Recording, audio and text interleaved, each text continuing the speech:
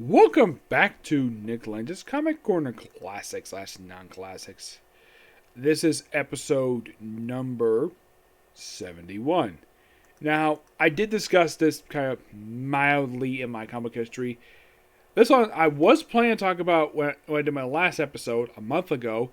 I was planning to talk about the post-zero version of Legion of Heroes. I'm going to hold it off for a couple episodes because there's one thing I want to talk about here. A brief imprint back in the mid-90s, lasting from 1996 to about 1997. The Heroes Reborn started as part of the aftermath of Onslaught. Yes, Onslaught.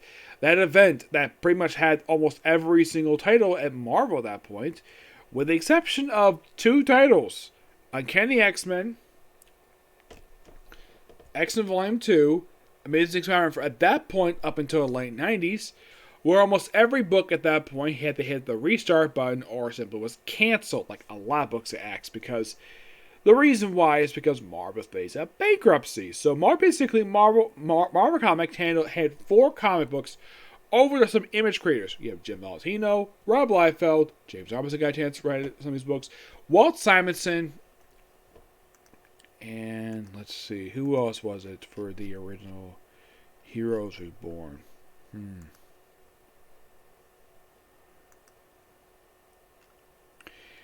Yeah, let's see. It was...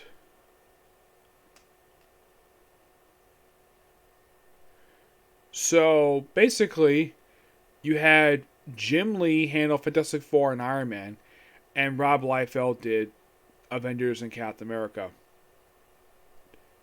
But Liefeld left briefly, and I think Loeb got a chance to write some issues of this. Yeah, in this old universe, you have the pretty much heroes here, but almost ever get massive redesigns. Yeah, like how Captain America's got an eagle across his forehead. Also, this book had a debut of a few characters. One of them happened to be a woman named Nomad. Well, she was basically first referred to as Bucky. Yes, Bucky Barnes, who showed up in the pages of Captain America. Who was this person? This is Rebecca Barnes, who in the regular verse, she's actually dead. You're probably thinking, how? Well, Rebecca Barnes in 616 died as a baby. Rebecca Barnes in this universe became Bucky Barnes, and then later on became Nomad. Yep. This is the comics Mary debuting. Was in Captain America. She actually one of the only person who escaped from the universe. Excuse me. So, also they had the Hulk when he showed up in this universe. Like, they had various things happen. Like, the Hulk show up in the pages of Iron Man of all people. Yes, the Hulk show up in Iron Man. Like, why the heck they made Hulk a supporting character in Iron Man instead of giving his own book? No idea. And the thing is, after 1 year of this particular thing being around, got canceled due to low sales. And it was heavily hinted at because what happened here, this unintentionally caused the death of Mark Greenwald. You're probably asking, who is Mark Greenwald, you might ask. He was the writer of Captain America for pretty much most of the 1980s up until around the mid-90s. He was removed from the title, removed from Captain America at issue, I think it was 430 something, I think it was. At the writing book for 16 years. He became the longest writer of the book consistently. Yes, Perry David was doing the same thing with Hulk, and of course Walt Simon was doing the same thing with Thor. Though mostly he took up pretty much all the 80s, later on 90s was Tom DeFalco. And basically, Mark Greenwald died of a heart attack. One guy suggested it was because of what happened with Captain America, where in the first issue you have Captain America just stick out his chest like this for absolutely no reason. That's Liefeld for you. He thought that was a good idea to do, have Captain America stick out his chest. Yep. Yeah. So, and here's kind of the strange thing. Aside from Rob Liefeld and, Jim Lee. Yes, Jim Lee got a chance to do this. So, this particular thing proved to be not a hit with Marvel, especially with the readers. I mean, I read this in the subsection, not that bad. My friend Edgar thinks that the Iron Man book is actually very underrated. I do agree. It's not that bad of a book. It's just basically, well, here's the neat thing about the Iron Man suit per se that showed up in that volume. The costume itself was sort of slightly redesigned for the Hero's Return run for Iron Man. As a matter of fact, that was his default armor he had throughout the entire third volume of the series. Yeah, it was simply put just a slight change here and there. While in the case of Thor, like I'm looking here, like he has like light bulbs on his legs. Yeah, and his Thor and his hammer looks longer than it normally does. Yeah. The Fantastic Four one, it's similar to how it is in regular verse. It almost like with this one, they were rushing a lot of stuff here. Heck, one of the most strange ideas that the books had, where they had Doctor Doom join the Avengers. We're thinking, wait, Doctor Doom join the Avengers? Yeah, it's indeed true. And here's something you might find interesting, though.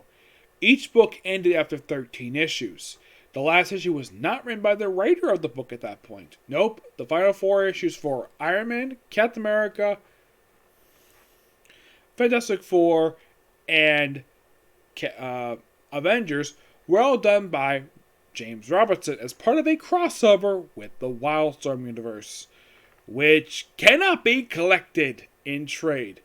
The first 12 issues can, but not the last issue of each volume, because of the fact that Wildstorm was owned by DC Comics, because Jim Lee sold the studio to DC.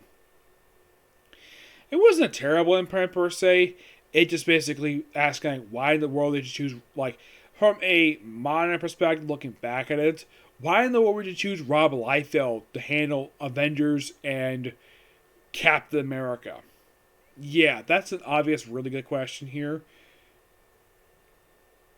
And a question that's probably never been answered. Now, when they collect these books, they collected sort of like a complete edition trade for all 4 books, except they threw the final issue because of the crossover, because of legal reasons. But at least it's there. It was basically collected back in 2013. And then right afterwards, we had Hero's Return. Excuse me, which had the 4 books, all restarted back to basically number 1. Avengers, Iron Man, Captain America all got relaunched number 1 because of basically the relaunch. Now, Thor, here's something interesting about Thor. Thor, after the events of Onslaught, his book was retitled The Journey to Mystery in issue 504. And this continued to 521. It had various characters book like Shang-Chi, Black Widow. There was also Lost Gods feature, which actually was the longest feature of the book. It took up like about 6 issues, I think it was. Yeah, 6 issues. Started with issue 504. I think it wrapped up by issue number 510, I think it was. Yes. The book itself was relaunched third volume 1. We had the Hero's Return miniseries. And basically we had the first story for each of these books. We also had a few like revisits basically for this book. We have one-shots for like Doomsday, Akema, Massivo, Rebel, Remnants, Young Allies, and Doom. Yeah, it was basically just that.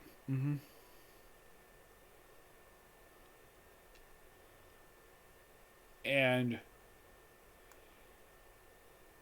yeah, there's not really much else to say about the Heroes Reborn stuff. It's an interesting idea at that point. I mean, if you want to think of some interesting ideas, it seems as though that basically you could kind of think of it as, what if Jim Lee and Rob Liefeld recreated the Marvel Universe in their own way? That's simply what it is. Yeah.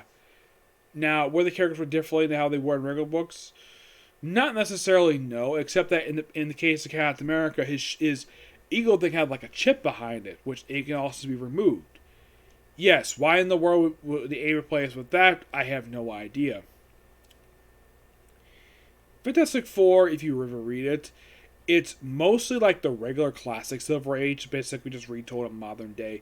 That's the best way to describe Fantastic Four. Iron Man is just basically what Iron Man was up to, basically just prior to his teenage self. It's just basically Iron Man by Jim Lee, done in a very interesting way. Not a terrible run per se, but why the heck would they decide to have Hulk basically be brought back in pages of Iron Man makes no freaking sense at all. Yeah. But not really much else to say about this particular era. I mean, basically what I talked about here is the whole era only lasted about a year before it ended.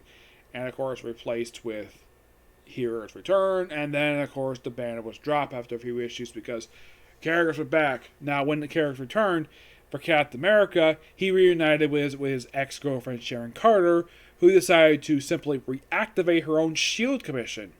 Yes, though in the case of these books, Chris Claremont took over Fantastic Four, Captain America was taken by Mark Waid, Avengers was taken up by Kurt Busiek, Thor, I believe, was taken up by, I think it was Dan Jurgens. If I'm not mistaken, I think it was Dan Jurgens.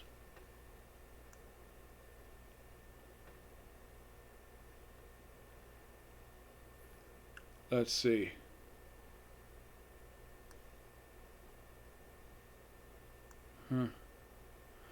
Let me take a look here. I don't think it was Dan Jurgens. I'm not really sure who wrote the actual like comic book.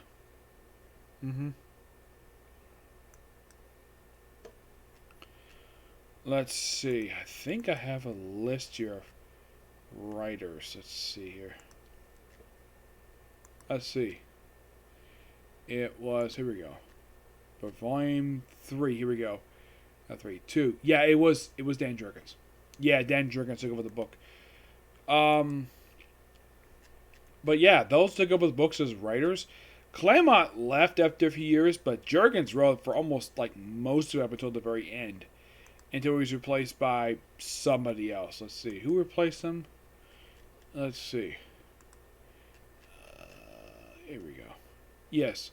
It was by Jan Jurgens originally, then Christopher Priest took over for issue 59, and then eventually, well, Dan Jurgens wrote most of this run, exception the last, like, 6 issues. Yeah, that was by Michael Alred Owing. That's who pretty much did the rest of that run. But in the case of other writers, well, Avengers mostly was by Kurt Busiek and a bunch of other writers. Fantastic Four, mostly Chris Claremont. Doctor Doom technically didn't get a mini-series this period of time. Any type of series, but yeah. But this era is just check it out. You might actually enjoy it. Yeah, I know this is shorter than my normal comic history, but there's not a lot to talk about when it comes to Heroes Reborn / Heroes Return. Yep. So, do I see the next video? Now, I would do another video, but it's kind of late, so